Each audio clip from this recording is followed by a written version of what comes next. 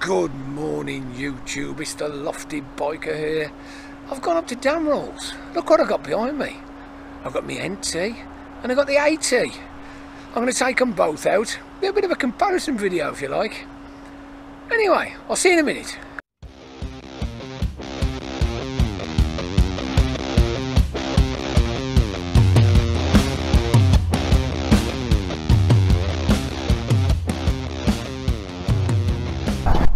Well, here we are, side by side. What they got in common? Yep, they're both made by Honda. Also, DCT, DCT. The original, the Africa Twin, NT1100. What do you think? The AT, noticeably taller. So we'll do the NT first. Off the side stand. Not too tall, about 820. Slightly, over we go. Now I'm 6'5", as you know, 17 stone odd. I can get my feet down, nice comfy bent leg. Everything falls ergonomically lovely. As you know, this is my bike, I really do like it. If they hadn't bought this bike out, I probably would have bought an Africa Twin. But I'll put it on the side stand, there we go. Into the cutaway, just nice, plenty of room. Lovely machine. So just move across to the other one. So the AT. Drop it up off its side stand, noticeably much heavier, the weight's much higher. Now there you go, so this is probably a good 2 to 3 inches higher than the NT. I'm not sure what the seat position's on, but I'll swing my leg over, which I can just about do without a top box on. So there you go. Once I'm on it, it feels the same. It's strange.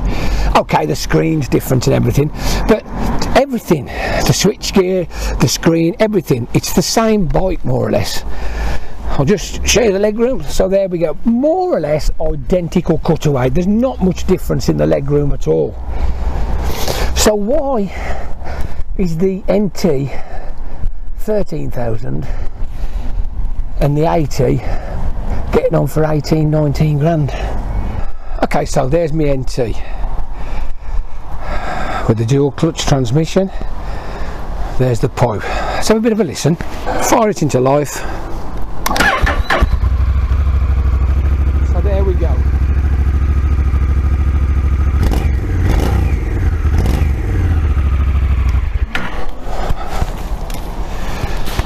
There's a nice comfy meaty bark to the NT. So let's look at the AT now. Here we go. Switch the ignition on. Fire it into life. Now I would say it's noticeably a little bit quieter. Here we go. But once you're on the run, it's quite loud. Just knock it off. So on tick over, I'd probably say that the AT is slightly quieter than the NT. And this is mainly a comparison video, so let's just look at the size of the forks for a start off. Look at them big beauties. 21 inch on the front. It's absolutely huge, isn't it? I believe the frame is more or less the same. The headstock angle slightly different. It's come round, nice big long swinging arm. Of course we're going 18 on the back. So we come round, noticeably shorter forks. 17 inch on the front. Come round the back, 17 on the back. Swinging arm, I would say, is more or less similar. They don't look a lot of difference. I suppose the proof in the pudding is going to be right, isn't it? So let's just have a look at these stats. The NT1100 DCT, I believe it is 13,399 on the road now. The top box, of course, is extra, but the panniers are included. We'll just move across. So we got the CRF, the 1100 ES, DCT Adventure Sports. They're 17.5 grand. Absolutely sublime, aren't they? Now, some come with the EERA, which is the Showa adaptive suspension. The big difference between the Africa Twin, really, although the suspension's different, the big difference is the 6-axis IMU, which gives you touring, urban, gravel and off-road as modes, and 2 user modes. Also for the suspension you've got solo solo and luggage, two up and luggage. It's got the preload adjustable seat and the damp. You're paying an extra £4 more or less for extra modes and better suspension. Now, we've discussed this before, the actual NT does feel under-damped. I'll let you know what the AT feels like in a moment. As I say, I'm going to take them round and do a similar sort of trip on them both and give you a chance to sort of like compare the two, if you like.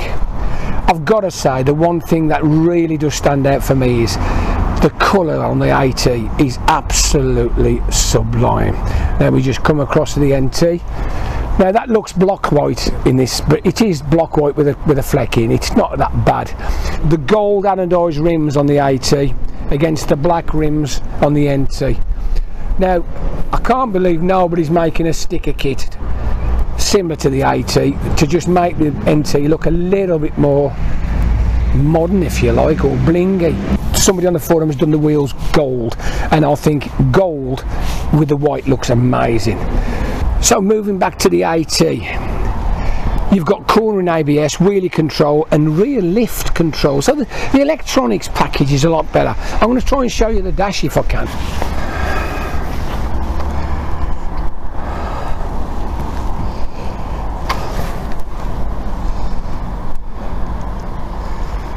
Okay, so noticeably on the NT you've got power, engine braking, traction, but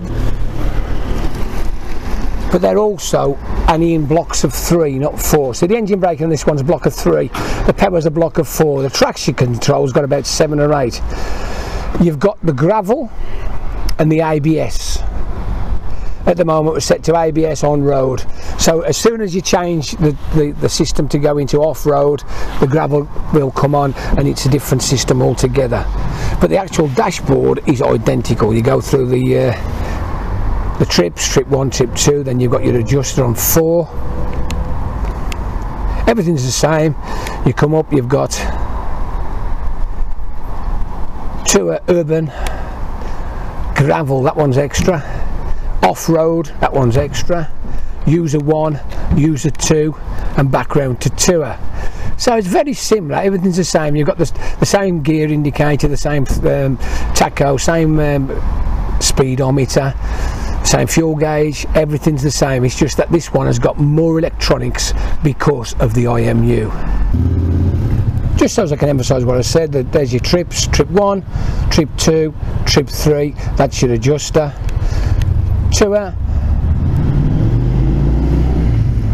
urban, rain, user 1, user 2, very good. So as you can see here, we got the power button, we got 3 sections, engine braking 3 sections, traction control 3 sections.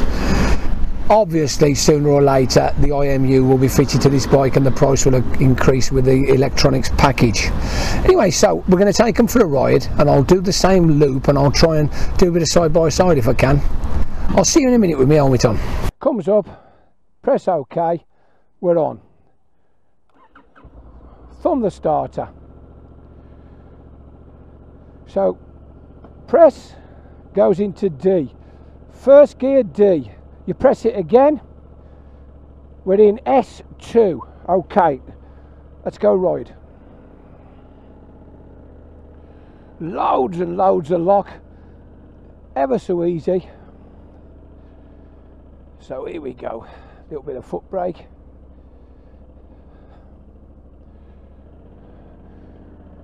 The slow manoeuvring to control is absolute doddle. Okay, so down the hill we go, S2, national. I'm going to put the cruise on. I'm going to put the cruise on at 60 mile an hour. There we go, down a slight hill.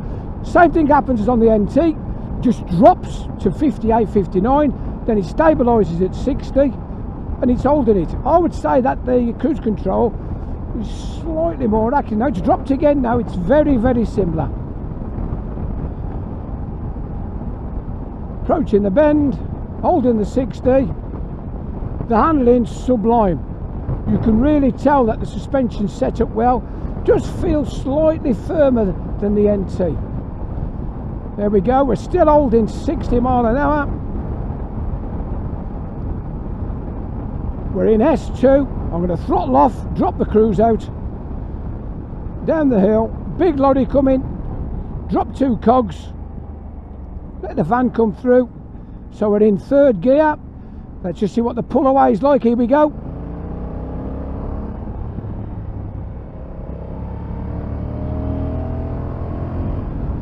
Front end likes to float a bit when you go over a slight crest. Yeah, it's going nice. You can feel the power. I'll just drop a cog, big lorry again. Holding a nice quiet line. There we go.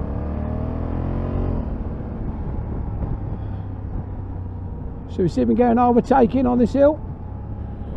Here we go.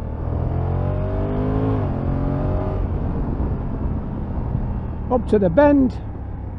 Bit of breakage.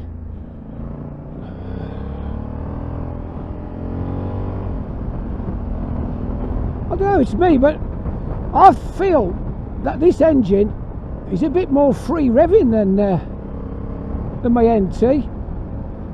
In 3rd and 4th gear, it seems just a little bit more responsive.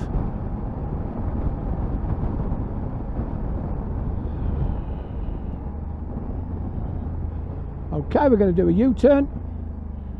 Road's all clear, nothing about.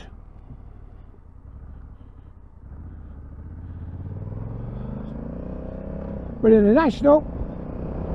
2nd gear, throttle back. Straight up to 60.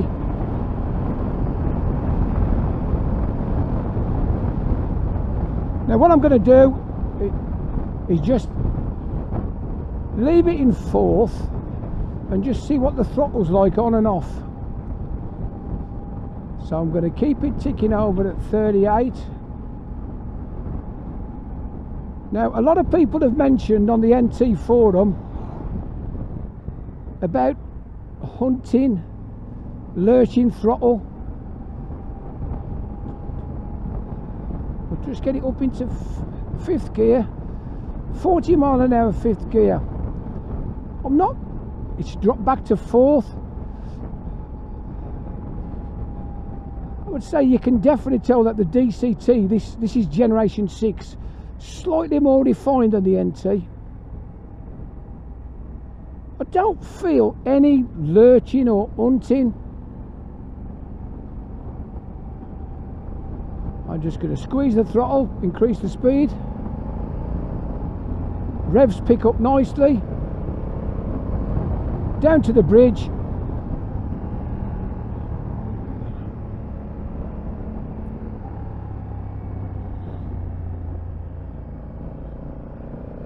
Up the hill.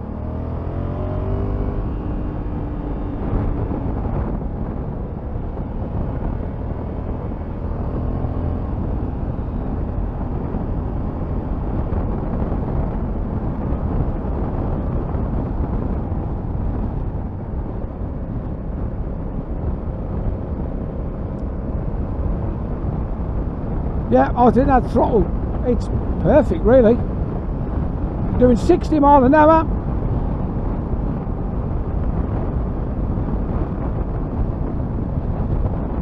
Amazingly agile bike once you get it rolling.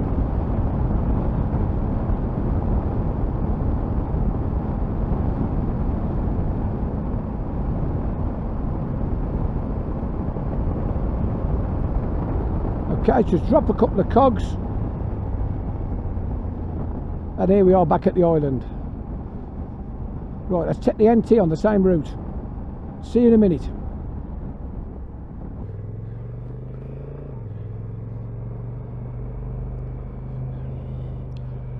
Okay, so here we are on the NT. As you can see, the dash slightly different. Not much. Noticeable. The seat's slightly wider where the bum is. The handlebars are slightly lower, not quite as wide. So here's the island. So away we go. We're in S2. approaching the National. Here we go. So we'll knock the cruise on, 60 mile an hour dead.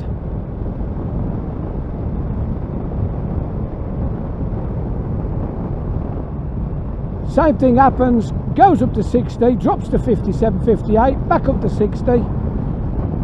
So I would say the cruise control is the same.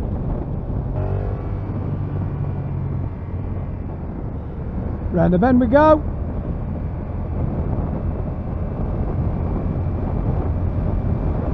Holding a nice line.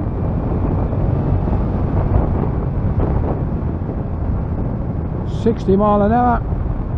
Big lorry coming. Knock the cruise off.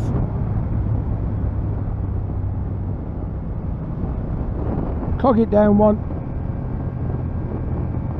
Over the bridge. Let's go.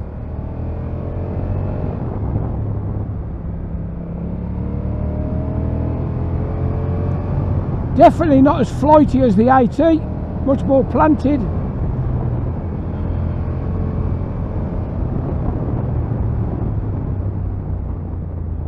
Gearbox working well. Point and squirt. I'm not sure, I do think the Africa Twin does feel slightly peppier. Brakes on. Engine braking working well. Away we go. Up to National.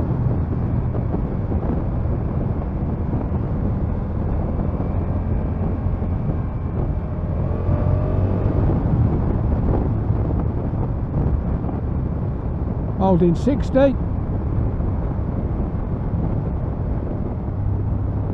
Bit of breakage. We'll do a U-turn. Nobody about.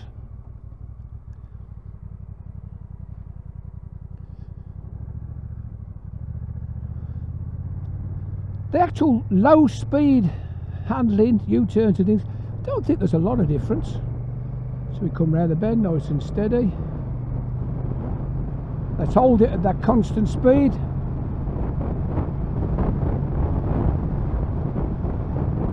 There doesn't seem to be any lurching. I know that sometimes this does lurch, but I think it's the way you ride some days.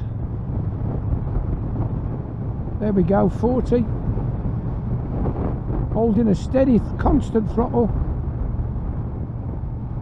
It's fine.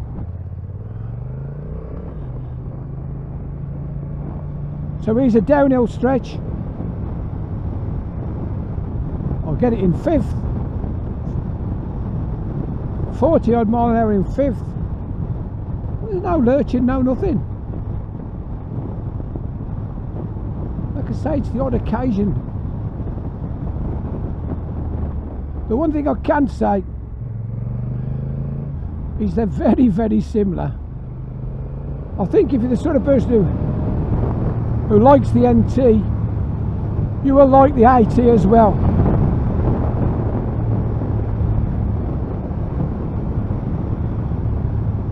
They're the same bike more or less, they're just slightly designed different for a different outcome, if you like. So here we go up the hill.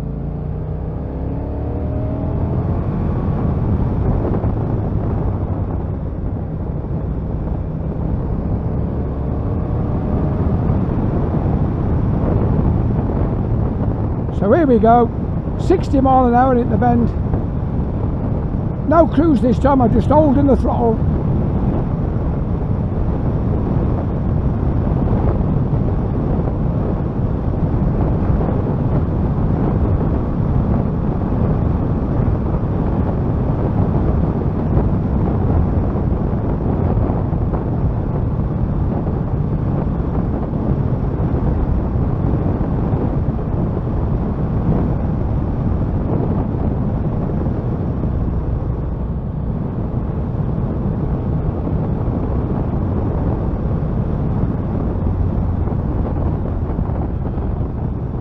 There you go.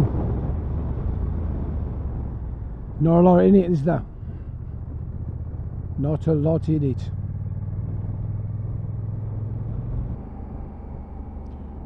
Okay, YouTube, so I'm back on the AT.